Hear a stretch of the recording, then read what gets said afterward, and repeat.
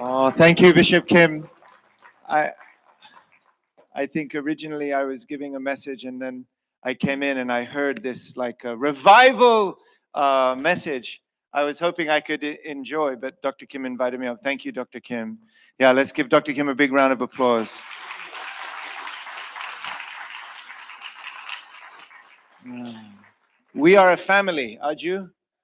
Yeah, so please understand and please be so grateful to our senior pastor, because whenever I see him together with True Mother, I can see how much, actually, how sensitive he is, and watching and listening and careful when to say something, when not to say. And you have to think, we're dealing with impossible human intellect, human ingenuity, even human unity cannot solve the problems we're facing without God.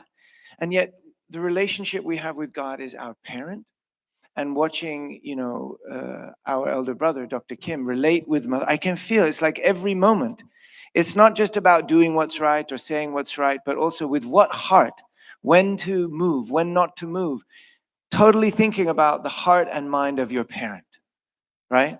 Heart and mind of your parents. So I tell you, among us, there's so many great people, brothers and sisters, but I always like really checking, like what's each person's unique skill, unique gift and anointing. And I will always get up here and boast about this skill from Dr. Kim. Thank you for being such a great elder brother and a son for our true parents. Yeah, because I can see how much she's comforted. Just Dr. Kim's there, and many times asking him, so what's your opinion? And, you know, so thank you, Dr. Kim.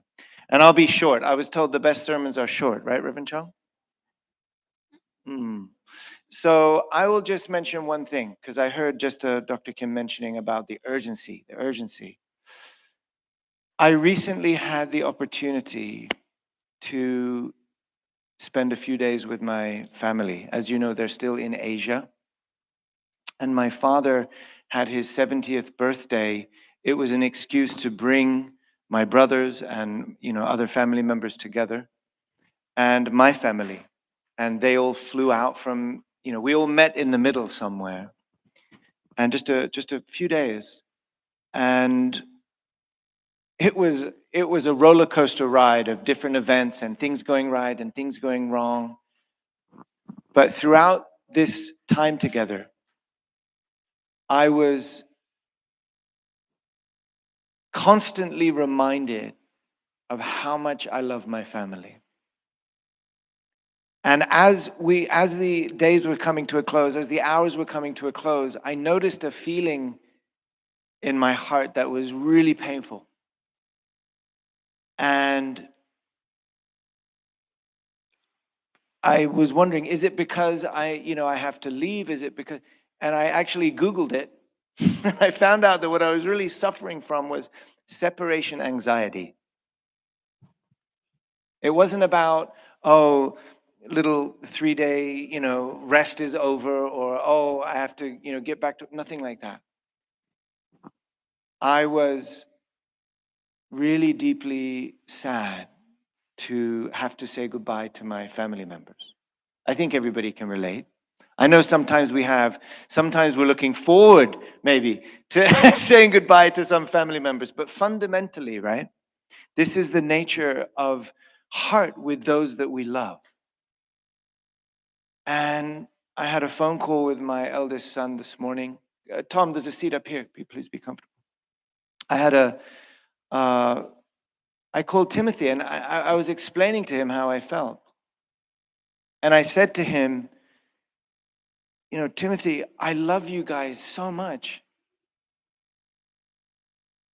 And as a father, I feel a little bit embarrassing to him, because, the children at a certain point, they marry, they develop. It's not like they're always going to be those 3 kids in the back seat. That time is going to pass on.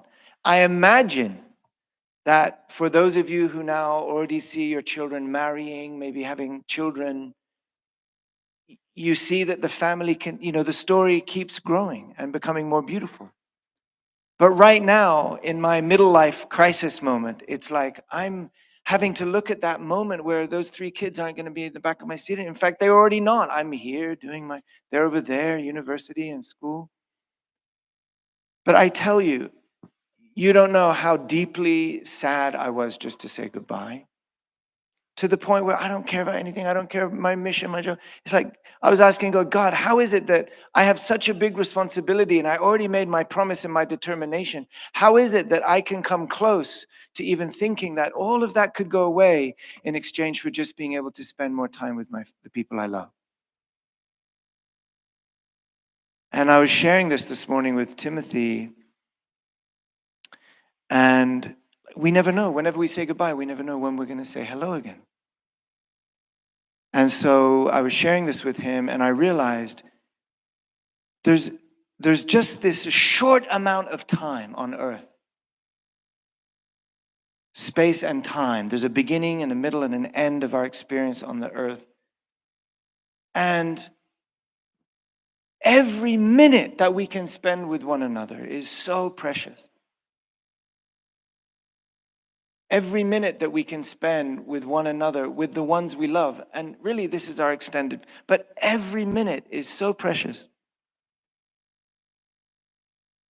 And then they go away, or you go away. And do we really know when we're going to spend quality time again? There's something about our time on earth which is so precious. And so when you think of it in those terms at the family level, what then is God's heart? What kind of separation anxiety has God been feeling for thousands of years? Trying to reach his children. And Jesus said, there's no way to the Father but through me. And what's Mother saying right now? Just like Dr. Kim was mentioning, with urgency. We have to realize we have family, we have community, and we have providence. And these things are connected right now.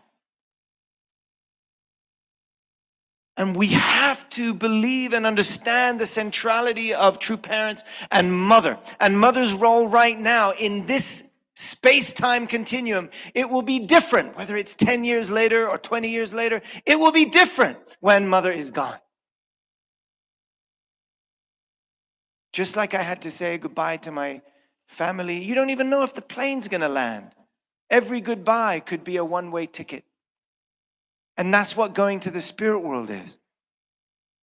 And it made me think the desperation, the urgency of the value of the moment of substance in time when mother is alive with us. We are so lucky, so blessed. But even to say it, it sounds it's so much more than what's expressed in the words. Don't you feel so? But can we really, how do we connect with it, guys? How do we connect with it? Recently, we did a media training for our pastors. Maybe some of you were on the call. And we had our PR agency and some of our team help our pastors understand some important aspects of media, communication, and PR. And one of the topics that came up was about the new podcast that we just started. Peace Starts With Me podcast. And one of the pastors asked Curtis Farrow a question.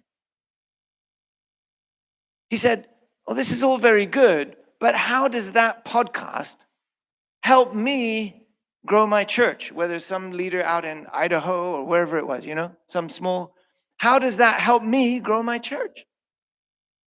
And Curtis said, I'll tell you how it helps you grow your church. Because you guys need to learn how to talk to people again. You guys need to learn how to talk to people again. But that's not all he said. Then he said, I know you love true mother. He said, guys, I know all of you love true parents. I know you love true mother with all your heart. But let me ask you a question. Are you proud of True Mother? Curtis asked this question. Are you proud of True Mother? Because if you're proud of True Mother, then not only are you going to learn how to speak to people again, but naturally you're going to want to meet people where they are at, wherever they are at in their walk of life. And to the greatest extent, with joy and happiness, you're not going to be able to hold back from boasting about your beloved True Mother, the only begotten daughter. Because you'll be proud of it. Thank you. And so what did this pastor say? He said, brothers, sisters, this is a Zoom call with like 100 leaders on them. Brothers and sisters, this man is ministering to us. And that's the case. He's reminding us why we're here. Why would we have done everything we have done? Whether you just joined this beautiful family yesterday, last year, or 10 years, or 30, 40 years ago, we are in the middle of the most exciting movement, the most exciting time in human history. And we are being led by the most amazing human being in human history. God's only begotten daughter is not only the greatest woman peace leader alive, she's the greatest peace leader alive and the greatest in human history, and the completion of all of God's providence, which is just one thing: how to connect with my children again. Those whom I left, those whom I've had separation anxiety with for 6,000 years, longing to find the way through which I can speak to them again. I, this morning, could FaceTime Timothy. But when God lost his children, he couldn't even FaceTime. He had to build a new technology, how to, create the iPhone and the antenna and all the... We've got to go through Jesus, and now we have the completion through true parents. We go through true parents to relate with God. And Mother wants us to do it substantially right now, in this time. Whether we have 10 years or 20 years, we should act as if we only have 1 year left. With urgency and joy and pride. We are not members, brothers and sisters, and there's no guests here. We are sons and daughters of Heavenly Parent. We are sons and daughters of true parents. True Mother, we are so proud of you, and we will go out to the world and speak about your beauty and speak about your great work. We are the greatest peace movement alive in human history, and we are the leaders. Let's make incredible things happen this year, brothers and sisters. Let's send our young children to the blessing. Some of them have gone a really kind of like, looks like a straight way. Some of them have gone like a more like Italian looking roadway. But by God, aren't our children beautiful? Aren't our parents who would die for us beautiful, no matter the arguments that we've had? There's nothing more precious than family, and God's trying to bring the family back home together. Are you? So let us send our young people to the blessing. Let us go out on the streets and fill this room with new members. Recently, I was in Italy looking at the most amazing cathedrals in the world. And when I looked at even a small building up a simple town, up a hill, an old church, 1,000 years old, I thought, and I said to my wife, do you realize, honey, there's probably nobody in the world that knows about this little church other than the people that, have lived here for the last 1,000 years. But if this church existed in Japan, it would probably be a national monument, 1,000-year-old stone building dedicated to God. Don't you think so? It's so rare. So when you go to Europe, you see the history in stone of God's blood, sweat, and tears of the Christian story. People erecting beautiful cathedrals to honor God. Right? When I looked at these cathedrals, whether in Rome or in a little town, I thought, my God, Mother is building the most beautiful building in the world.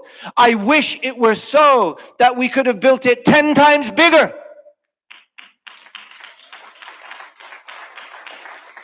Mother's talking about investing in artworks that tell the story of God's providence, of the Korean people.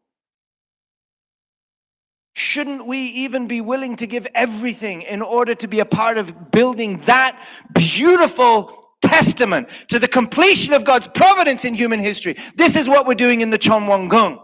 So what I'm getting at is very simple. Let us send our children to the blessing. Let us bring new children into the family. And let us find ways to fundraise and raise our donations to build the testament, God's substantial building and temple in Korea that Mother's going to open officially in just 10 months. This is our 3 main goals in America today. Are you with me? Are we with True Mother? Are we going to be relaxed about it? I know the further you go to the West in America, the more relaxed we can become. But we are just as on fire as the angels in heaven. Don't you think so? Brothers and sisters, let us go to the Chonchimwon. Let us pray for miracles, understanding that Mother sees what's possible. If we don't see what's possible, that's our first problem. We need to believe that we will meet millionaires and billionaires that want to support the providence. We need to believe that the Christian leaders have been longing and praying and looking for exactly what we have. And they're going to be opening up their congregations to participate in the blessing, to participate in the giving. Let's not think anymore in terms of gaining new members. Let's do what Jesus told us to do 2,000 years ago. We should disciple. We should be proud of what we've been given and excited to share it. Are you? So, brothers and sisters, let's go forward with all of our heart, praying the Chonchimwon for miracles and expect to see them happen. Are you? Thank you, guys.